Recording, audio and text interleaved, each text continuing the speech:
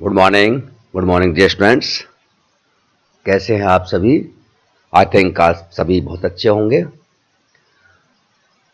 Dear students, हमारी unit चल रही थी लगान, और लगान में एक अंतिम चीज जो रह गई है उसका आज हम अध्ययन करेंगे, क्वासी रेंट, आभास लगान।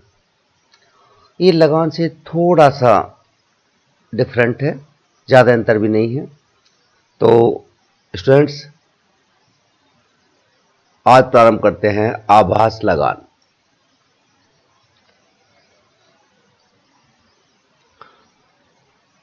आभास लगान का विचार सर्वप्रथम मार्शल ने किया था।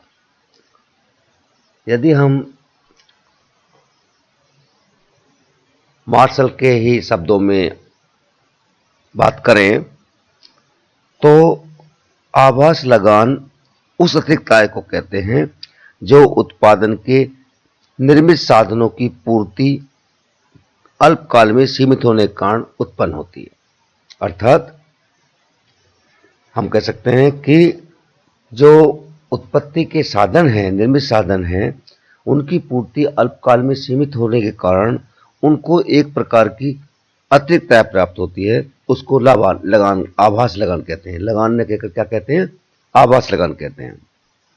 इसी प्रकार सिल्वरमैन ने भी डिफाइन किया है कि उत्पत्ति के उन साधनों की अतिरिक्त आय जिनकी पूर्ति दीर्घकाल में तो बढ़ाई जा सकती है परंतु अल्पकाल में स्थिर रहती है, उसे हम आभास लगान कहते हैं। मतलब ऐसे साधन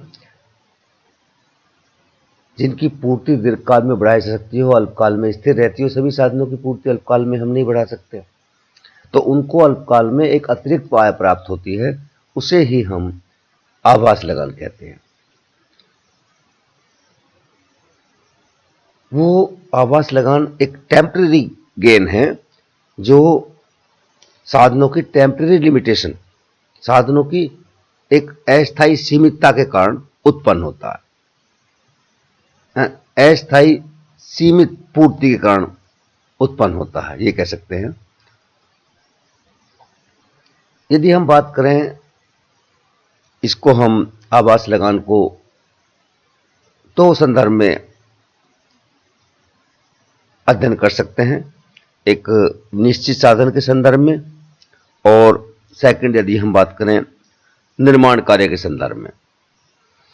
यदि निश्चित कार्य के संदर्भ में हम बात करें तो मार्शल ने बताया था कि जिस तरह भूमि से लगान प्राप्त होता है उसी तरह उत्पादन के अन्य साधनों से भी लगान प्राप्त हो सकता है। हम जानते हैं कि लगान के उदय होने का प्रमुख कारण क्या है? लगान के उदय होने का प्रमुख कारण है कि किसी साधन की मांग की तुलना में उसकी पूर्ति का कम होना। भूमि की पूर्ति सीमित अथवा बेलोच होने के कारण इससे प्राप्त आय इस पर किए गए वैसे अधिक होती है, और इस प्रकार जो बचत प्राप्त होती है उसे हम लगान कहते हैं। इसी प्रकार उत्पत्ति के अन्य साधन जैसे मशीन आदि की पूर्ति भी अल्पकाल में नहीं बढ़ा सकती है, अर्थात अल्पकाल में उनकी पूर्ति भी भूमि की तरह सीमित होती है, या ये कह सकते हैं कि अल्पकाल में उनकी पूर्ति बेलोचदार होने के कारण उत्पत्ति के अन्य साधन भी भूमि की तरह हो जाते हैं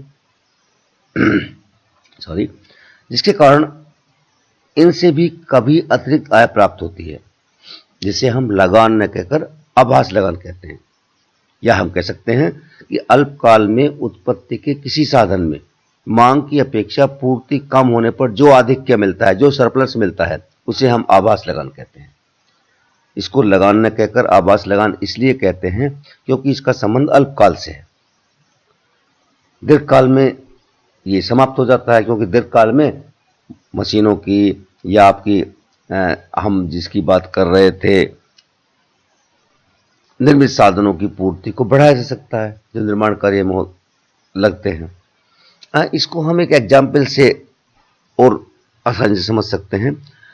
1947 में भारत विभाजन के फलस्वरूप पाकिस्तान से काफी शरणार्थी भारत में आए। अब शरणार्थी जब भारत में आए तो क्या हुआ? मकानों की मांग में अचानक वृद्धि हो गई, क्योंकि मकान इतने नहीं थे। इसके कारण जब शरणार्थी इंडिया में आए तो मकानों की मांग अचानक बहुत अधिक बढ़ गई। अब मकानों की पूर्ति को जल्दी बढ़ाना तो संभव था नहीं, एकदम से वृद्धि तो कर नहीं सकते। इसके फलस्वरूप क्या हुआ, मकानों के किराए में काफी वृद्धि हो गई। अतः मकानों के किराए में जो वृद्धि हुई उसके कारण मकान मालिकों को अतिरिक्त आय प्राप्त हुई। उसे ही अर्थशास्त्र में हम आवास लगान कहते हैं। इसे आर्थिक लगान नहीं कहते हैं। आर्थिक लगान क्यों नहीं कहते? आर्थिक लगान इसलिए नहीं कहते क्योंकि दीर्घकाल में मकान की पूर्ति में वृद्धि की जा सकती है और जो ही मकान की संख्या में वृद्धि होगी आवास लगान स्वतः ही समाप्त हो जाएगा। तो निश्चित साधन के संदर्भ में इस प्रकार से किसी साधन की पूर्ति यदि सीमित हो अल्पकाल में तो उसको एक सरप्लस जो प्राप्त होता है उसे हम आवास लगान कहते हैं।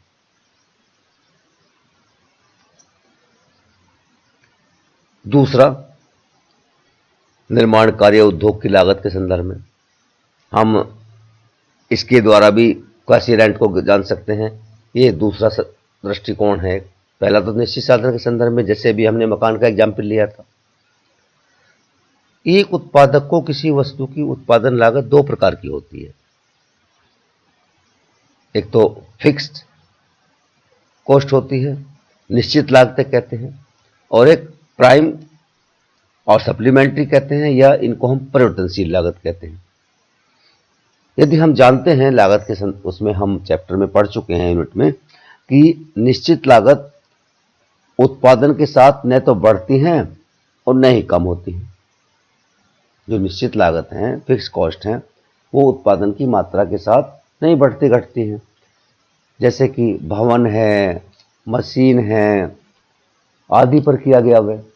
यदि उत्पादन कार्य बंद भी कर दिया जाए तो भी निश्चित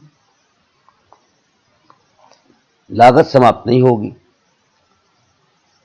लेकिन यदि हम परिवर्तनशील लागत की बात करें, जैसा कि हम इनका अध्ययन कर चुके हैं, परिवर्तनशील लागतें उत्पादन की मात्रा के अनुपात में घटती बढ़ती रहती हैं। परिवर्तनशील लागतों में जैसे कच्चा माल है, श्रम है, आपका इससे संबंधित लागतें होती हैं। अब ऐसा हो सकता है कि अल्पकाल में यदि किसी उत्पादक को परिवर्तनशील लागत के बराबर भी वस्तु के बेचने से कीमत प्राप्त हो जाती है तो वह उत्पादन जारी रखेगा। ऐसा हो सकता है कि कीमतें कम हो जाएं जिसके कारण फर्म को लागत अधिक हो जाए, कुल लागत। अब कुल लागत में हमने देखा दो पार्ट होते हैं, फिक्स कॉस्ट और वेरिएबल कॉस्ट। स्थिर लागतें और परिवर्तनशील लागतें। स्थिर लागतें उत्पादन के साथ परिवर्तित नहीं होती, जबकि परिवर्तनशील लागतें उत्पादन की मात्रा के साथ साथ परिवर्तित होती हैं। अब यदि अल्पकाल में ऐसा हो कि कुल आगम से कुल लागत कम रह जाए, लागत अधिक हो आगम कम हो। अब लागत में दो भाग है, परिवर्तनशील लागत और स्थिर लागत। तो ये संभव हो सकता है कि यदि किसी उत्पादक को परिवर्तनशील लागत के बराबर भी कीमत प्राप्त हो रही है तो वह उत्पादन जारी रखेगा। क्यों? क्योंकि उत्पादन बंद करने पर उसे निश्चित लागत का भार तो तब भी सहन करना पड़ेगा। उत्पादक को अल्पकाल में परिवर्तनशील लागत से जितनी अधिक आय प्राप्त होती है उसे आवास लगान कहते हैं, क्योंकि यह आय, अतिरिक्त आय, एक तरह से निश्चित या स्थायी साधनों का प्रतिफल है। अब जैसे हम कह सकते हैं कि आवास लगान कैसे होता है, total revenue earn minus total variable cost, या वस्तु की कीमत में से यदि हम परिवर्तनशील लागत प्रति इकाई निकाल रहे हैं आवास लगान, तो हम आवास लगान को ज्ञात कर सकते हैं। अर्थात आवास लगान, जैसे कि ये दे रखा है, आवास लगान बराबर कुल रेवेन्यू और कुल आगम में से टोटल वेरिएबल कॉस्ट, कुल परिवर्तनशील लागतें यदि घटा देते हैं तो हमारा आवास लगान हमें प्राप्त हो जाता है, कुल सकल। और यदि प्रति इकाई आवास लगान हमें प्राप्त करना हो तो वस्तु की कीमत से औसत परिवर्तनशील लागतें हम घटा देते हैं। इसको हम इस रेखाचित्र के द्वारा भी समझ सकते हैं। ये रेखाचित्र पूर्ण प्रतियोगिता के दृष्टिकोण से दिखाया गया है। आप इसमें देखें कि संतुलन बिंदु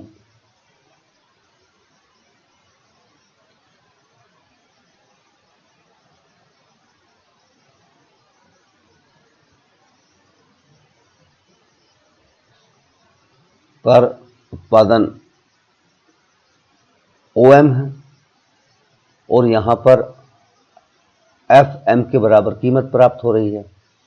और यहाँ पर क्योंकि ये AC हमारी एवरेज रेवेन्यू या प्राइस OP1 है, OP1 या MF, तो FN के बराबर यहाँ पर क्वासी रेंट प्राप्त हो रहा है। तो ये कह सकते हैं कि आभास लगान जितना भी परिवर्तनशील लागत से ऊपर कीमत होगी, मतलब परिवर्तनशील लागत के बराबर तो कीमत होगी, नहीं तो उत्पादक अल्पकाल में उत्पादन कार्य बंद कर देंगे। यदि कीमत इतनी कम हो जाती है कि उससे परिवर्तनशील लागतें भी नहीं निकल रही हैं, तो क्या करेगा उत्पादक? अपना उत्पादन बंद कर देगा। यदि उत्पादन से या उत्पादन की कीमत से परिवर्तनशील लागतें निकल रही हैं तो उत्पादन जारी रखेगा, और परिवर्तनशील लागत से जितनी अधिक कीमत है उसे हम आभास लगान कहते हैं। एक अतिरिक्त आय प्राप्त होगी उससे। परिवर्तनशील लागतों को पूरा करने के बाद में जो अतिरिक्त आय कीमत से प्राप्त हो रही है उसे ही हम आभास लगान कहते हैं, जो कि प्रस्तुत रेखा चित्र में FN मात्रा के बराबर दर्शाया गया है। अब इसमें क्या है, लेकिन हम देखते हैं कि दीर्घकाल में वस्तु की कीमत निश्चित और परिवर्तनशील लागत दोनों की लागतों के बराबर होनी चाहिए, क्योंकि उत्पादक हानि सहन नहीं करेगा। उत्पादक हानि के कारण उद्योग को छोड़कर कहीं और चला जाएगा। यद्यपि दीर्घकाल में वस्तु की कीमत उत्पादन लागत के बराबर होती है, परंतु एक चीज यहाँ पर और संभव हो सकती है कि कुछ फर्में अत्यंत कार्यकुशल हों, उनकी इनोवेशन हो, उन्होंने रिसर्च कर रखी हो, तो जिसके कारण उनकी कार्यकुशलता बढ़ जाती है, जिसके कारण उनकी उत्पादन लागत उद्योग की उत्पादन लागत से कम हो, जिसके फलस्वरूप इन फर्मों को उत्पादन लागत से अधिक कीमत प्राप्त होगी, और कीमत तथा उत्पादन लागत का अंतर अर्थात आधिक्य इन फर्मों के लिए एक प्रकार का आभास लगान होगा। इसलिए हम कह सकते हैं कि कुछ फर्में दीर्घकाल में भी आभास लगान प्राप्त कर सकती हैं, परंतु यह स्थिति अधिक समय तक नहीं चल सकती। क्यों नहीं चल सकती? क्वेश्चन होता है।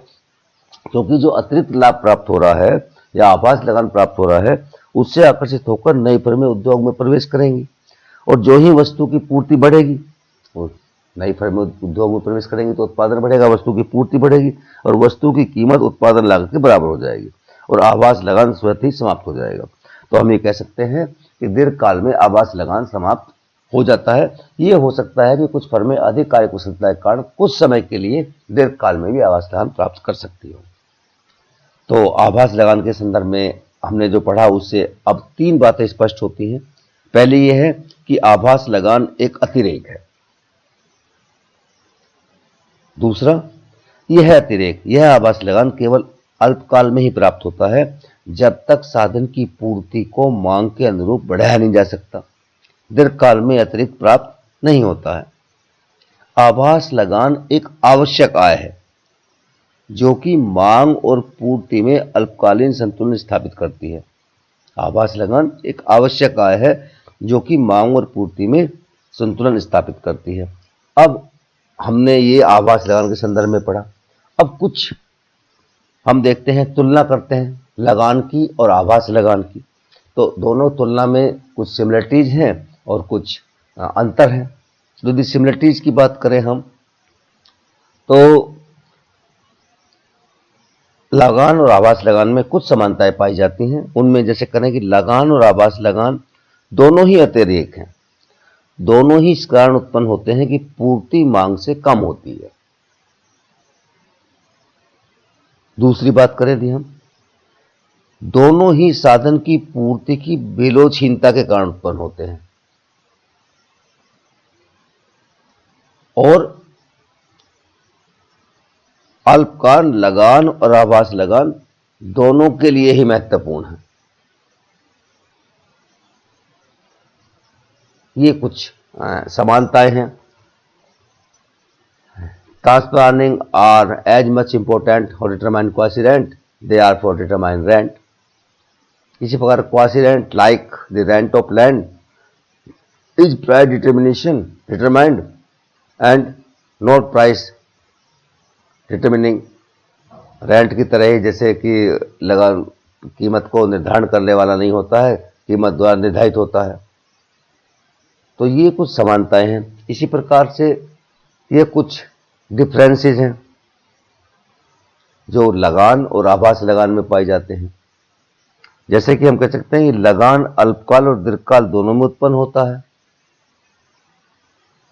जबकि आभास लगान केवल अल्पकाल में प्राप्त होता है, दीर्घकाल में आभास लगान समाप्त हो जाता है। ये कह सकते हैं कि लगान कभी शून्य नहीं होता, जबकि अल्पकाल में वस्तु की कीमत उसकी परिवर्तनशील लागत के बराबर हो जाती है, तो आभास लगान उस समय शून्य हो जाता है।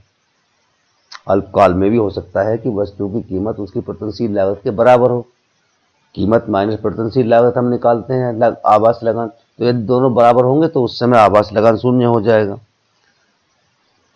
तीसरी यदि हम बात करते हैं कि लगान स्थायी होता है जबकि आभास लगान अस्थायी होता है। ये भी हम बात करते हैं अंतर में कि कुछ अर्थशास्त्रों के अनुसार लगान एक अनार्जित आय है, लेकिन आधुनिक अर्थशास्त्रों के अनुसार, जैसे हमने बात की, आभास लगान एक आवश्यक आय है। तो ये कुछ डिफरेंसेस हैं। डिफरेंस ऑफ फर्टिलिटी के कारण उत्पन्न होता है। ये मैन मेड अप्लायंसेस की शॉर्ट रन में पूर्ति की कमी के कारण उत्पन्न होता है आभास लगान। अभी जैसे किया कि रेंट कैन नॉट जीरो, वो जीरो हो सकता है आभास लगान। अनार्जित आय है लगान is regarded as unearned income but quasi rent is necessary payment which all factor एक आवश्यक आय है जिनकी पूर्ति जो है वो इनइलास्टिक है। शॉर्ट रन में पूर्ति जो है पूर्णतः रोजगार नहीं है या बेरोजगार है। तो ये कुछ अंतर हैं लगान और आभास लगान में। तो डियर स्टूडेंट्स, आई थिंक आप समझ गए होंगे। Thank you very much. ये लगान का चैप्टर हमारा यहीं पर समाप्त होता है।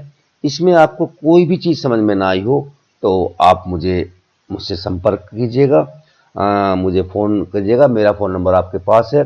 हम पुनः इस पर विचार करेंगे, पुनः इसका अध्ययन करेंगे, इसको पुनः रिपीट कर सकते हैं। ये इम्पोर्टेंट चैप्टर है, तो आप कृपया इसको पढ़िएगा, इसके नोट्स बनाइएगा, बुक से पढ़िएगा, और कुछ चीज़ समझ में नहीं आती है तो मुझसे संपर्क अवश्य कीजिएगा। Okay, thank you very much.